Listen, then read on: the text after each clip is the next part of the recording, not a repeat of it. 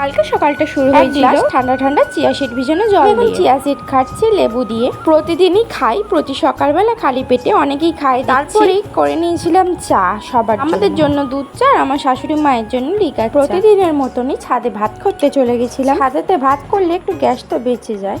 অনেকদিন ধরে বিরিয়ানির চাল কিনে ঘরে পড়েছিল, তাই জন্যই বিরিয়ানি রান্না করেছিলাম। আর গরম তোই হচ্ছিল, কিন্তু কি করা যাবে। আর বাপি একটা আম এনেছিল, সেটারই চাটনি করছিলাম। শুধু বিরিয়ানি, ওই জন্য একটু চাটনি করে নিয়েছি। আর আমরা বাঙালি, বিরিয়ানিতে তো আলু তো দিতেই হবে। দেখো দুবেলার মতো আলু দিয়ে দিয়েছিলাম, যেহেতু আমরা 5 জনে খাবো। তারপর জেলি জেলি মতো চাটনিও করে নিয়েছিলাম। গোটা বিরিয়ানির মশলা গুঁড়ো করে নিয়েছি, আমাদের কিন্তু গোটা মশলার। তারপরে আলুটা ভালো করে প্রেসার কুকারে সিদ্ধ করে লাল লাল করে ভেজে নেব। বিরিয়ানিতে একটু লাল লাল করে আলু দিলে ভালো হয়। যেহেতু আলুগুলো বড় বড় করে কাটা হয়েছিল, সেই জন্যই প্রেসার কুকারে একটু সিটি নিয়ে নিয়েছি। তারপরে লাল লাল করে ভেজে নিয়েছি। তারপর চিকেনের জন্য টমেটো আর পেঁয়াজ কেটে রেখেছিলাম, আর একটুখানি পেঁয়াজ, টমেটো, আদা রসুন পেস্ট করে তারপরে মাংসর সাথে ভালো করে ম্যারিনেট করে তার সাথে টক দইও ছিল। আর কি সবাই তো জানো মাংস কষিয়ে নিয়েছিলাম। অনেকে মাংস ভেজে দেয়, কিন্তু আমি কষিয়ে। পরে ফাইনাল লুকটা বিরিয়ানি দেখে নাও, খুবই ভালো হয়েছে ভাবে। আর আমাদের তো দুবেলা ধরেই খাওয়া। তারপরে বাপি এনেছিল একটা স্লাইস, সেটাকে গ্লাসে ঢেলে সবাইকে দিচ্ছিলাম। আর আমার মেয়ে তো স্লাইস খাওয়ার জন্য খুবই বায়না করছিল, বলছিলাম একটু থামসআপ আনলে ভালো হতো। তো কি আর করা যাবে, আনিনি। তো স্লাইসটাই আমি একটু খেয়ে নিয়েছিলাম বোতলে করে। তারপরে আমার যেটুকু ছিল আমার মেয়ের জন্য রেখে দিয়েছিলাম, ও আবার বিকেলবেলা খাবে বলে। আমাদের কিন্তু